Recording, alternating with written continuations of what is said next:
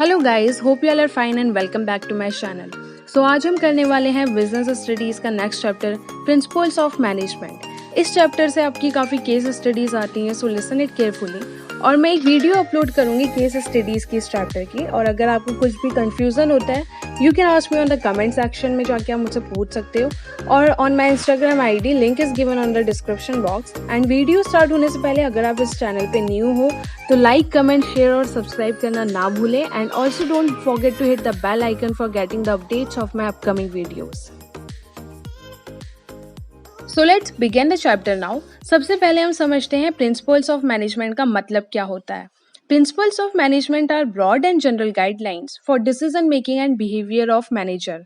तो principles of management क्या करते हैं? डायरेक्शन प्रोवाइड करता है मैनेजर्स को, कैसे मैनेजरियल प्रॉब्लम्स में डिसीजन लेना है और बिहेव करना है, क्या क्या पॉइंट्स को माइंड में रखना है कि मैनेजरियल प्रॉब्लम सॉल्व हो जाए और बेस्ट रिजल्ट मिले। एक एग्जाम्पल से समझते हैं। अगर किसी मैनेजर पे बर्डन ऑफ वर्क हो जाए तो वो क्या करेगा? अपने काम को अदर एम्प्लॉयज में डिवाइड कर देगा। अब उसको प्रिंसिपल्स ऑफ मैनेजमेंट की तरफ से गाइडलाइंस तो मिल गई, डायरेक्शन मिल गई, डिवीजन ऑफ वर्क, बट काम को कैसे डिवाइड करना है, किसको क्या काम देना है, ये डिपेंड करता है मैनेजर पे कि कैसे वो अपना काम टाइमली कंप्लीट करवाएगा। प्रिंसिपल्स ऑफ मैनेजमेंट ने गाइडलाइंस तो दे दी, पर एग्जैक्ट सॉल्यूशन निकालना मैनेजर का ही काम है। मतलब कि प्रिंसिपल्स ऑफ मैनेजमेंट बेसिकली क्या है? सिर्फ और सिर्फ एक डायरेक्शन प्रोवाइड करते हैं, गाइडलाइंस देते हैं मैनेजर को कि कैसे वो उस प्रॉब्लम को सॉल्व कर सकता है। उनको एग्जैक्ट सॉल्यूशन नहीं प्रोवाइड करते हैं। तो प्रिंसिपल्स ऑफ मैनेजमेंट सिर्फ और सिर्फ डायरेक्शन प्रोवाइड करते हैं, not a readymade solution. Okay, आपको प्रिंसिपल्स ऑफ मैनेजमेंट समझ आ गया होगा क्या है। तो गाइज आगे बढ़ते हैं। इस चैप्टर में आपके 3 टॉपिक बहुत इंपॉर्टेंट है। Fayol's principles of management, scientific principles of management FW Taylor and scientific techniques of Taylor. तो ये 3 टॉपिक आपके बहुत इंपॉर्टेंट हैं, इनसे केस स्टडीज भी आती है, तो इनको क्लियर कर लेना अच्छी तरह। आगे बढ़ते हैं फ्योल्स प्रिंसिपल्स ऑफ मैनेजमेंट। तो फ्योल्स ने 14 प्रिंसिपल्स ऑफ मैनेजमेंट डेवलप करे थे फॉर मैनेजरियल एफिशिएंसी। तो सबसे पहले आपका division of work. Division of work means divide करना वर्क को स्मॉलर टास्क और जॉब्स में। सो इस प्रिंसिपल के अकॉर्डिंग फ्योल ने ये बोला था कि वर्क को डिवाइड कर देना स्मॉलर टास्क में, ताकि किसी भी इंडिविजुअल के ऊपर बर्डन ना आए, और हर एक एम्प्लॉय को वर्क देना उनकी क्वालिफिकेशन, नॉलेज और स्किल्स के according. And division of work leads to specialisation, means जब एक ही एम्प्लॉय बार बार एक ही काम करेगा, सेम काम करेगा, वो अपने फील्ड में स्पेशलाइज्ड हो जाएगा और परफेक्ट हो जाएगा। एंड ऑब्वियस सी बात है, जब हम हर एक एम्प्लॉय को उनका काम डिवाइड कर देंगे तो वो इफेक्टिवली और एफिशिएंटली करेंगे, क्योंकि हर एक एम्प्लॉय अपने अपने काम पे फोकस करेगा विदाउट एनी बर्डन। सपोज करो एक बिजनेस है, वहां पे जितना भी वर्क है वो हम सारा एक बंदे को दे रहे, तो क्या आपको लगता है कि वो सारे डिपार्टमेंट का काम अकेले संभाल लेगा? नहीं। तो इसीलिए हम डिवीजन ऑफ वर्क करते हैं, सो दैट किसी इंडिविजुअल पे बर्डन ना आए और वर्क भी कंप्लीट हो जाए इफेक्टिवली और एफिशिएंटली। तो आपको समझ आ गया होगा कि डिवीजन ऑफ वर्क क्यों इंपॉर्टेंट है, क्यों फ्योल ने वाला प्रिंसिपल दिया कि वर्क को डिवाइड करो, ताकि एक इंडिविजुअल एम्प्लॉय पे बर्डन ना आए और वर्क भी कंप्लीट हो जाए इफेक्टिवली और efficiently. Next is your authority and responsibility. Authority means power to take decision and responsibility means obligation to perform the job assign on time. मतलब कि आपके सुपीरियर ने आपको कुछ रिस्पॉन्सिबिलिटी दी कि आपको ये वर्क इतने टाइम में कंप्लीट करना है, और अगर आपने नहीं करा, मतलब बेसिकली वो आपकी रिस्पॉन्सिबिलिटी है अपने काम को कंप्लीट करना, लेकिन आपने नहीं करा तो आपको रिस्पॉन्सिबल होना पड़ेगा। So according to this principle there must be a balance between authority and responsibility.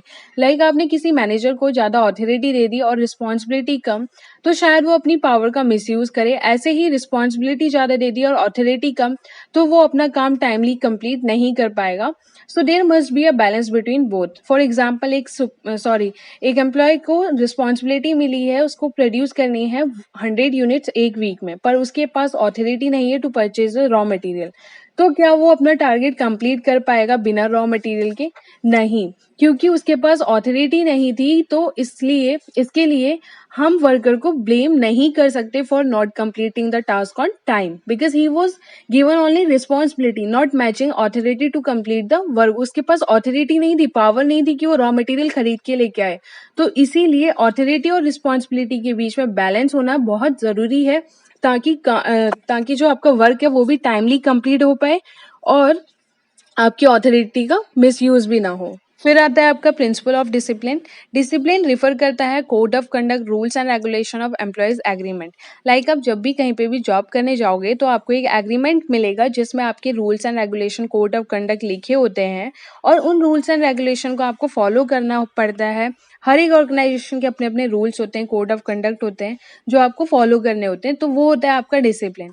And according to फियोल, फियोल के according discipline requires good superior at all level. मतलब कि सिर्फ सबॉर्डिनेट्स ही डिसिप्लिन फॉलो नहीं करेंगे बल्कि सुपीरियर लेवल को भी डिसिप्लिन फॉलो करना है। That means all level of management have to follow discipline. जो भी आपके एम्प्लॉयज के एग्रीमेंट में लिखा जाता है वो आपको फॉलो करना पड़ेगा।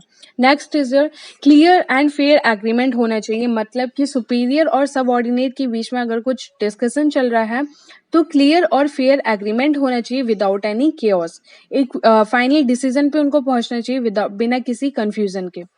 For example suppose labour union और मैनेजमेंट एक एग्रीमेंट पे पहुंची जहाँ पे वर्कर्स एग्री हो गए कि ओवर टाइम वर्क करेंगे बिना किसी एडिशनल पेमेंट के, तो to revive company out of loss. और इन रिटर्न मैनेजमेंट ने ये प्रॉमिस करा कि जब ये मिशन पूरा हो जाएगा तो वो उनके वेजेस बढ़ाएंगे। तो यहाँ पे डिसिप्लिन क्या है कि वर्कर्स और मैनेजमेंट दोनों को अपनी कमिटमेंट को पूरा करें।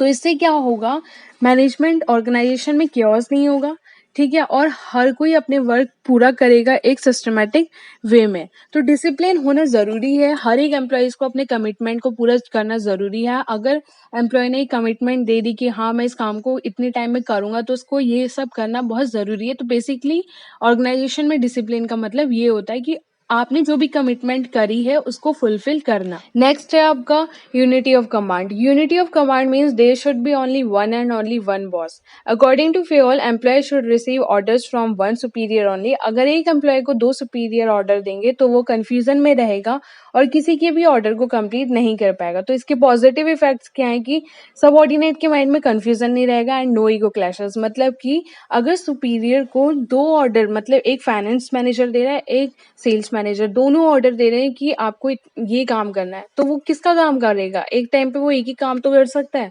तो इसीलिए एक टाइम पे सिर्फ एक ही बॉस ऑर्डर दे एम्प्लॉय को, ना कि दो दो बॉस, ताकि इससे कंफ्यूजन भी ना रहे और एम्प्लॉय अपना काम करे फोकस के साथ, इफेक्टिवली और efficiently. Next is unity of direction, one head and one plan. Unity of direction mean सबका एक ही मोटिव होना चाहिए।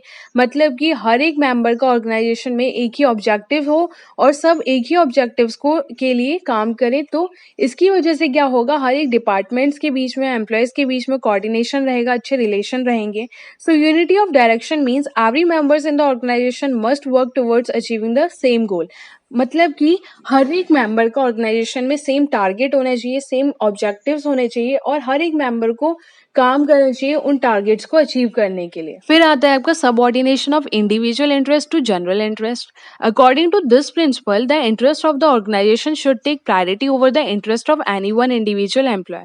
देखो गाइज, हर एक इंडिविजुअल के खुद के गोल्स भी होते हैं along with the organisational goals. अब हेनरी फियोल ये बोल रहे हैं कि हमें ऑर्गेनाइजेशनल गोल्स को प्रायोरिटी देनी चाहिए ओवर द इंडिविजुअल गोल्स। अगर इंडिविजुअल गोल्स और ऑर्गेनाइजेशनल गोल्स सेम डायरेक्शन में है तो नो प्रॉब्लम, बट अगर दोनों डिफरेंट डायरेक्शन में है तो मैनेजर को ट्राई करना चाहिए रिकंसाइल करने का individual interest with organisational interest. और अगर नहीं पॉसिबल होता है तो इंडिविजुअल गोल्स को सैक्रिफाइस कर देना चाहिए for achieving the organisational goals.